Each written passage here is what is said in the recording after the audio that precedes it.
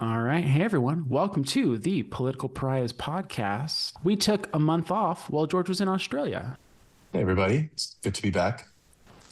So we've been thinking about who's going to run in 2028 and what they're going to have to do or what they're going to have to say to get the people on their side. George, just off the top, what's your gut feeling about who our 2028 showdown is going to be? Then we'll kind of get into the data. For between like Democrat and Republican, or for the primary? High level presidency. Oh man, I'm gonna say Buttigieg versus Nikki Haley. Ooh, Buttigieg and Haley. I think Buttigieg That's just off really the cuff strong pick, and we're really far out. Yeah. No, we have a long ways to go. We'll recover. We'll come back to this because I want to revisit this. So the Republican pick is Nikki Haley. I think my Republican pick currently is Marco Rubio, Secretary of State. Does Nikki Haley have a job in the administration? Well, she was ambassador to the UN in her first stint with the Trump administration, right? Is she? That is her previous office listed on Wikipedia. So I don't believe that she has a job in this current. She ran against Trump in the primaries, right? Yeah, but she did concede and endorse him at the end, very unwillingly, but she did bend the knee. Everybody does. That's the one thing I found about the new Republican Party, is that everybody eventually bends the knee. I mean, McCain is the one of the few people who didn't, but he died, so he couldn't continue his campaign. Romney is out now. The pool of rhinos is getting smaller and smaller and smaller. I thought Nikki Haley would stay in there for longer, but alas, they all fall. So what about Nikki Haley is interesting, do you think, for this next run? I think she was a very good contrast to Donald Trump in the primary. I mean, I think she was really his biggest challenger.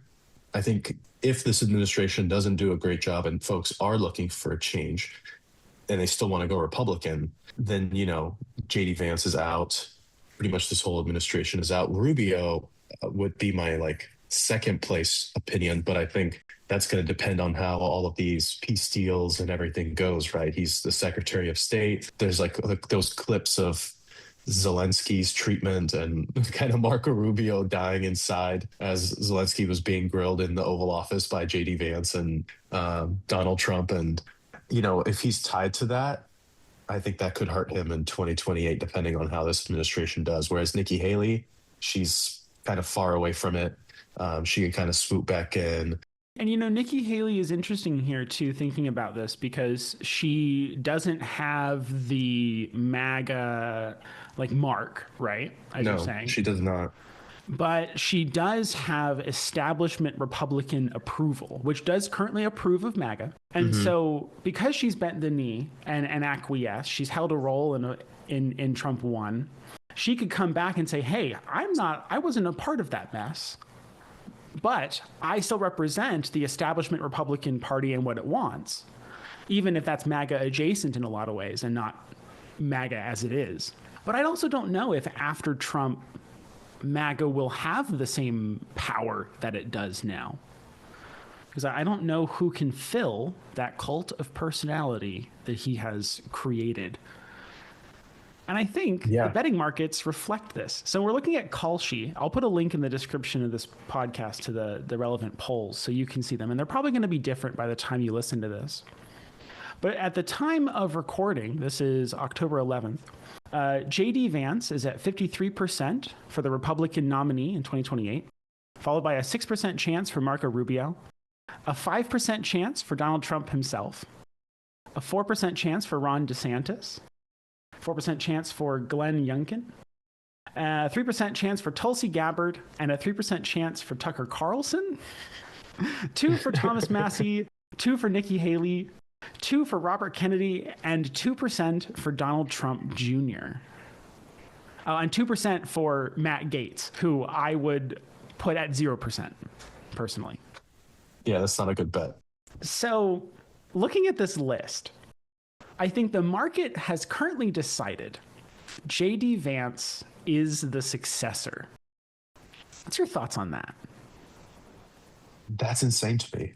Like, honestly, to me, it's almost like that's a surefire bet against that. You know what I mean? I just don't see JD Vance as being the kind of person who can A, either take over the MAGA movement, or B, appeal to the non-MAGA movement, because he has like marked himself so heavily, right? And he's had so many gaffes.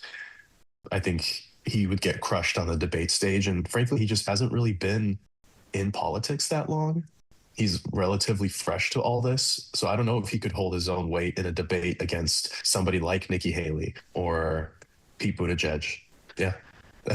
I just Yeah. don't see it working out for him. I have a theory. So, I kind of like these little conspiracies I have.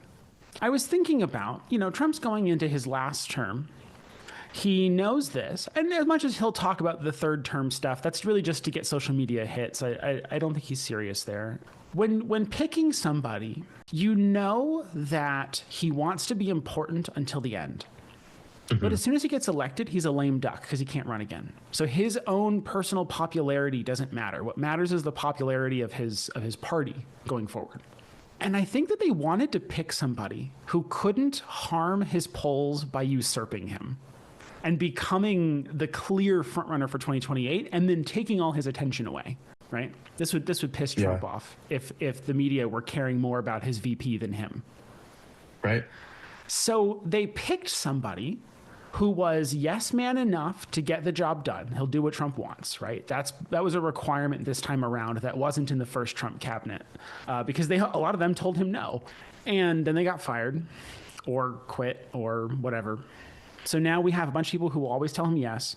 And that extends to the VP. Like I'm with you here. I don't see Vance as being a front runner in any poll against other Republicans in this field. And I think they picked him for VP because of that. Mm-hmm. They picked someone who is like kind of widely unlikable in a lot of ways. I know he's got his fans. All politicians do, but I think the average person I talk to finds him not interesting at the least. Well, he's got one big fan, right? Peter Thiel, but well, if you have Peter Thiel on your side, a lot can happen. Yeah, you can become vice president. You can become vice president out of nowhere. I mean, and I have to give Trump this. I have to give him his props that he picked somebody young. Fair enough. He did. Fair enough. We talk about the gerontocracy. Trump's too damn old to run the country. In the same way that Biden was too damn old to run the country, right? Not like they're the same age now. Do you think they kind of learned their lesson from Mike Pence? Because, Mike Pence gives me the vibe of like a Mitt Romney. Like he seems like a pretty principled Republican, not really the kind to just bend the knee or say whatever to go along with the president's messaging. And I think we saw that, at the end of Trump 1. So I'm wondering if they did go with somebody like JD, knowing that, unlike Mike Pence, he will bend the knee and kind of just go with the administration messaging on pretty much anything, regardless of, maybe his own principal stances or how it may impact the rest of his political career. Yeah, I mean, Pence lost his seat when he refused on Jan 6th, right, to administer the vote, and they tried to hang him. Yep. That lady that got shot by Secret Service tried to grab at him or whatever. The thing about Pence was I think Pence was chosen early on in Trump 1 because, and I think he was chosen not by Trump, but by the establishment because he polls well with evangelicals. And at the time, they were really trying to work the evangelical strategy and it worked tremendously, right? It was like 90% of evangelical, like self-identifying evangelical Christians consider that they would vote for Trump or whatever. I think it's like 70% actually do. Yeah. And it's a nuts figure to consider that this worked. But Pence was part of that because Pence had the, gay conversion therapy stuff under his belt. He had this long history of fighting for church rights is he from Indiana? I think so. And so, by Trump 2, they don't need somebody like that. Right? Yeah. It's like, who are they losing? Well, they're losing a lot of the disinformation hillbillies out in West Virginia right? That are angry about this Epstein stuff, and they're angry about the economy because they're getting hit harder than anybody in the country. And so you find somebody who calls himself a hillbilly that resonates with that crew. He's not a threat to you. Like he's not gonna take over your movement. He doesn't have the riz for it, and like it makes him a perfect VP. I heard this great comparison you might find interesting as a point of history. Trump likes to compare himself to Andrew Jackson. Of course, right? Yeah.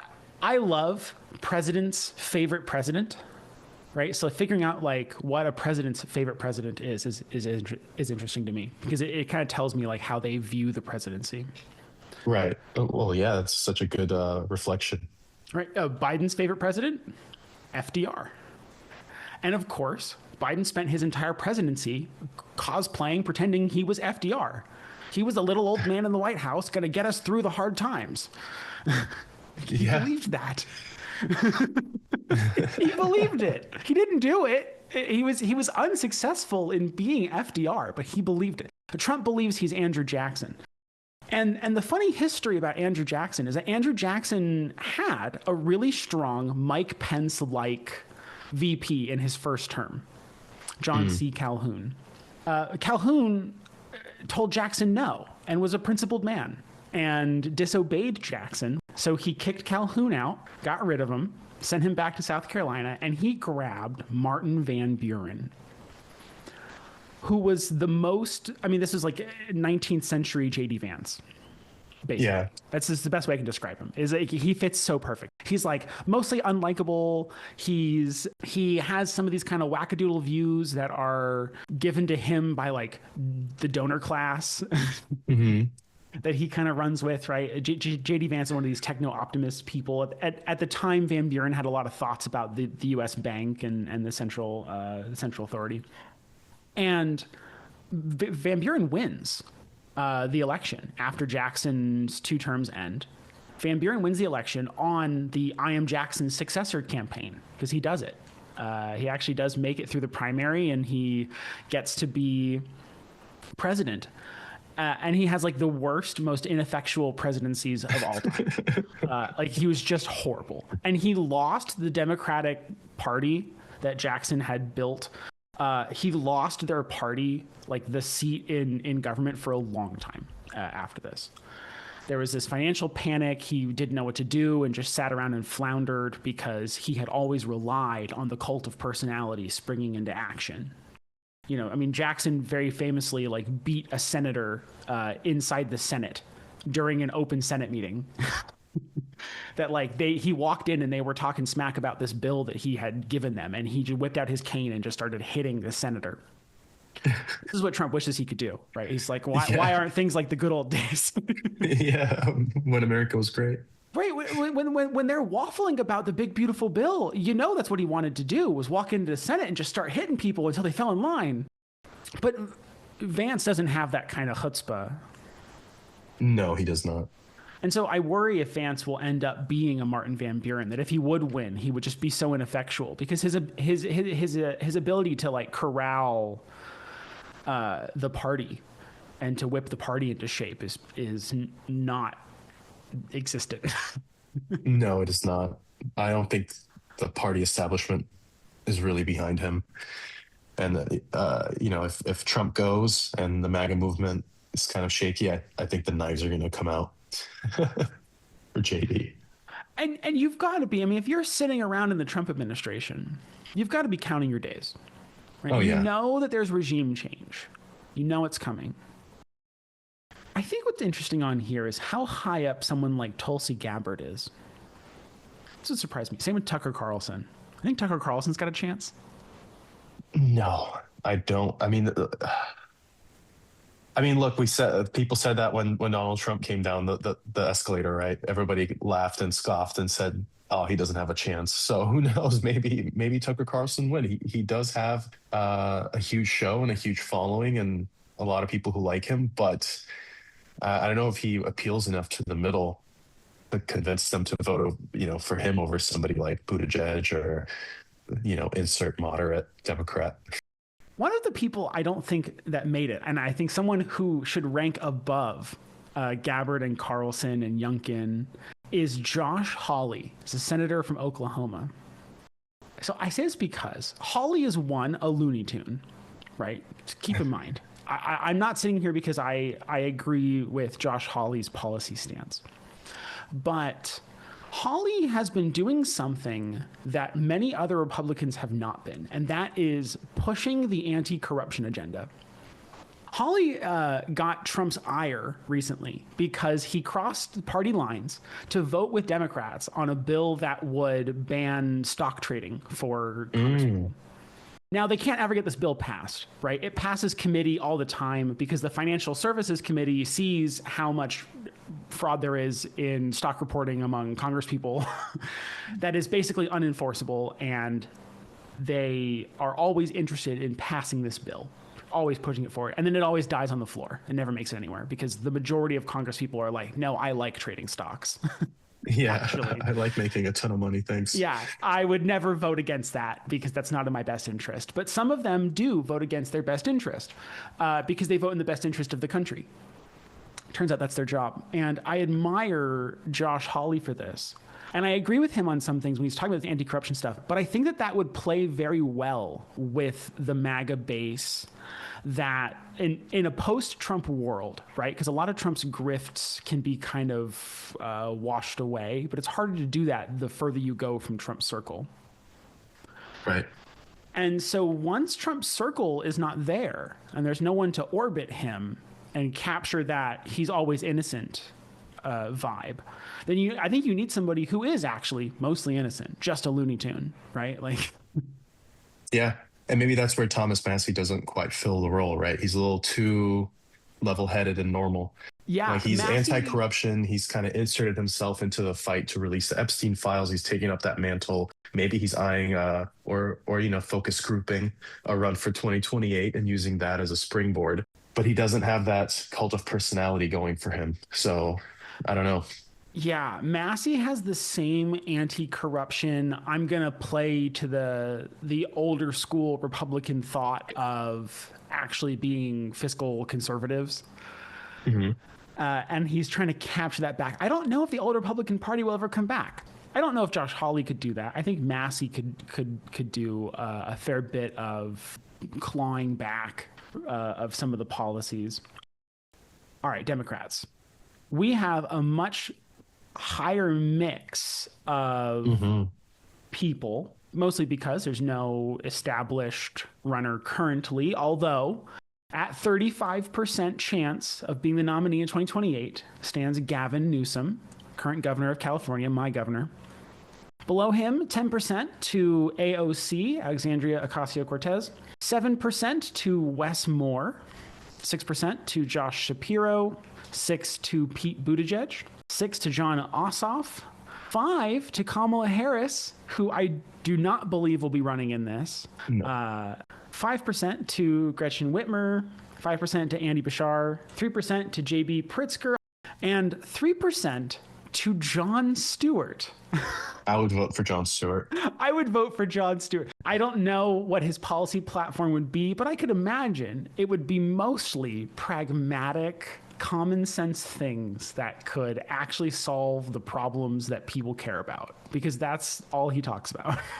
Yeah, exactly. That's kind of where I land with him. I feel like on most issues where I'm like, yeah, that's a pretty common sense take. We could go with that. I think he would absolutely have my vote. And of course, he's in this poll running as a Democrat. I think he ends up running as a progressive in that camp to distance himself from the establishment, which is right now very tainted. And I think that is going to overhang our 2028 Democratic nominee. So this was an interesting poll. 28% of Americans consider themselves Republicans actively. And that is the lowest number that we've seen since Bush. Wow. Now, 25% of Americans consider themselves Democrats, which is the lowest number we've seen since Clinton. So what we've learned is that the Republicans are not popular right now, But the Democrats are less popular. We need an independent Jon Stewart just to kick off a new political party. So this is where I think Elon Musk saw his opportunity with the America Party. This is where someone like Jon Stewart, even if he ran as a Democrat, but he wouldn't be able to run, I don't think, or this would be smart of him not to do, to not run with the Democrat establishment. This is the Zoran Mamdani playbook in New York of run as a Democrat because you have to in order to get into elections. But don't run on the Democrat Party and don't let them tell you what to do. And people will make the distinction, right? Like, no one believes that Zoran Mamdani speaks for the Democratic Party. He's on the Democratic ticket, or going to be. So your pick here was Pete Buttigieg. Yeah. This is my pick too. Okay. I think Pete has, and of course, he's gained experience since the 2016 run that got him on the map. He was Secretary of Transportation, which is a mid-level job in a cabinet. Not terrible. Obviously, Treasury, Defense, or War now. How do you feel about that, by the way? It just doesn't roll off the tongue. DOD versus what? Dow? DOW? DOW? Just come on. DOD. It was so nice. Just to round us back out to presidential candidates, I think we've kind of discounted everyone for the Democrats. Other than Newsom, Buttigieg, is there anyone else on that list that's interesting? Jon Stewart, although I think he's a super reach, but I would vote for Jon Stewart. I would vote for Jon Stewart. I agree. He's a super reach. I just don't see anybody else on this list. Maybe, we talk about why we don't see some of these top picks as being viable, such as Gavin Newsom or AOC, and maybe why we're both leaning towards Pete Buttigieg. Yeah, so my take on Newsom is I don't think Newsom offers the change that we need in the election moving forward. He's angry at Trump, right? Like, he's really good at that. We've talked about that in the past. That he's really good at giving speeches where he's fighting Trump. This is done very well for him in his polling, but he's not going to be going up against Trump in 2028. Trump's going to be gone.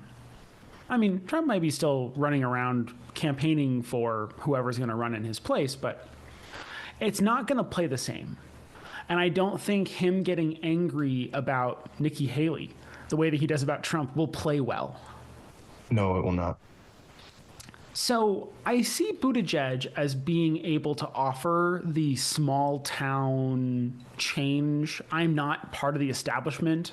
Like, I'm experienced now and I've worked in government, but I'm still from South Bend, Indiana, and I still see the plight of the average American, which I think will play very well. I think that's the same reason that AOC plays well, is because she'll be walking into as a change candidate, even if I don't think she's got a chance at actually taking the election.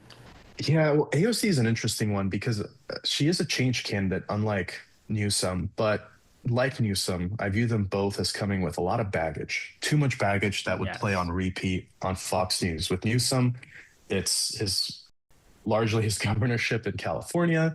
They're going to talk about his family ties with the Pelosi family, and kind of like they grilled Harris on how she got her job and her background. They're going to grill him on his background and qualifications and his handling of COVID.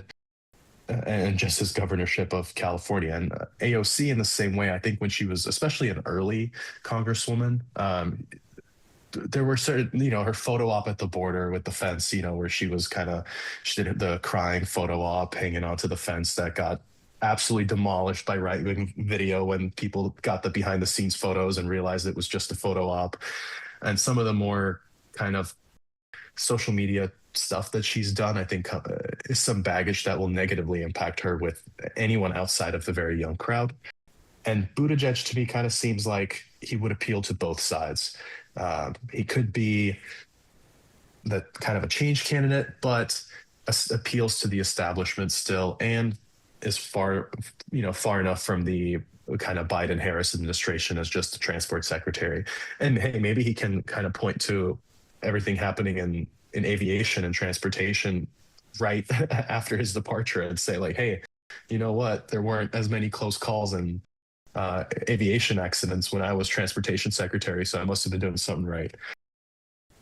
I just don't see how Gavin Newsom can have that 35% chance and Ocasio-Cortez at 10 as the two highest picks. But hey, I mean that's just current polling, I'm sure. Yeah, I think current markets, because what we're talking about with these percentages is the betting markets, and I think current markets are mostly just reflective of polls, but polls shake out in remarkable ways as you get closer and closer to deadlines. So I'm sure these will change as we get closer, and we'll revisit this because I expect as we move forward that we'll see AOC drop in the rankings for the same reasons of like she's got a lot of baggage. We saw this in 2024, and hopefully the Democrats learn from this. Because I hate to see when I see something politically and then they do nothing about it. But like if they can farm old clips of you saying unpopular stuff, then you're toast, right? It's the same reason why Trump's got like a 98% disapproval rating among Democrats, is because his gaffes are played endlessly, just over and over again, and none of the good parts are played, right? Because I have to give as much as I like ripping on the current administration, because it's clown world in a lot of ways, that like there are good and bad, but the bad gets played on a repeat endlessly through liberal media circles, the same the way that Harris's bad got replayed endlessly in conservative circles. So you need someone who doesn't have that history of saying things that are unpopular. Someone who didn't get caught up in the big, woke wave in 2020, 2022, that I think turned a lot of the moderates when people started policing language in mass and it became kind of a cultural expectation. The liberal media thought that they could shame America into changing their worldview. And this backfired horrifically. But Buttigieg doesn't have that stain the way that AOC does. No, he was mostly, I feel like, out of the limelight. No, you know what he was doing? He had he was keeping planes in the sky and away from crashing into each other, and air traffic control towers staffed, apparently single-handedly. To the centrist Democrat, it plays, and even just to the centrist, like moderate American, I think it plays beautifully that while all the bad parts that they remember about the Biden administration, the thing that is remembered in a lot of cases, the bad parts, are when Pete was keeping the trains running on time, right? And that's literally what his job was. So I think that plays so well into this, like, I was not part of this, give surgeries to trans inmates. I was not doing that. I was making the trains run and making sure you can get from A to B. Is there anyone on the lower list that I care about before we kind of wrap up? Mark Kelly is an interesting pick. Mark Kelly is interesting. Stephen A. Smith is my pick for Jon Stewart's vice president. Just putting that one out there. He's listed as a 2% chance on next to Rahm Emanuel and Cory Booker. Senator from Arizona. I mean, with that kind of background, you could certainly appeal to a lot of people on the right, especially moderates as well. He took John McCain's spot, if I'm not mistaken. And with his history, that's such a. Yep, it made a lot of sense. That's such a it checks out. He is absolutely McCain's spiritual successor in a lot of ways, and I think that plays well with the moderate, because I think there's a lot of people who are upset with where the Democratic Party has gone, especially on the social aspects of it, and especially about policing language, and the idea being that like someone like Mark Kelly can make that part of the party seem okay. I think he can get a lot of moderates okay with that. Like, look, they get a little zealous sometimes. They get a little too much, but like they're trying, like their heart is in the right place. They're trying to do the right thing. And I think he can convince a lot of moderates of that in the way that a lot of moderates, I think, just think ill of the language police Democrats that exist. No, absolutely. He could be an interesting pick as well. I think also a long shot. I don't think Mark Kelly wants it. I would be surprised if he threw himself in for the running. No, I don't think he would throw himself in, but he seems like the kind of person that if called upon, he would see it as like maybe and maybe falsely, but maybe kind of viewing himself like Joe Biden did, like I can usher us into in and out of this MAGA era, into a new era of normal politics. So we'll see. 2028 will certainly be exciting. There's a lot of potential candidates on the Democrat side, including some, you know, younger faces. And on the Republican side, man, it's really going to be a toss up with how well MAGA holds up. I think if MAGA dies with Donald Trump, it's anyone's ball game. Yeah, that could open the Republican Party to a regression back toward a more moderate stance with someone like Massey or who have you. It's interesting. Well, I think that's all the time we've got today. George, thank you very much for going on me this adventure of candidates for 2028. We'll revisit this maybe in a year or so. We'll kind of see where we're standing.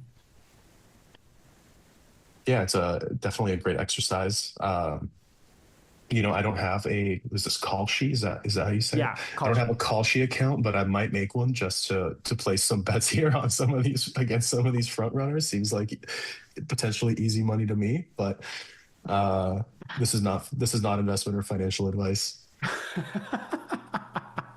Yeah, the betting markets are fascinating places, especially binary betting markets. Kalshi has everything from economics to sports to markets and what have you. So I always like going through and seeing what the market believes is what's going to happen next. Oftentimes very different than what I believe. Well, folks, thank you for tuning in. If you want to catch more of me, you can find me, Jack Bowman, on Substack. It's jackbowman.substack.com, or I write almost daily on Seeking Alpha. George, do you want to be found? No, but you could find me on this podcast next time we release one.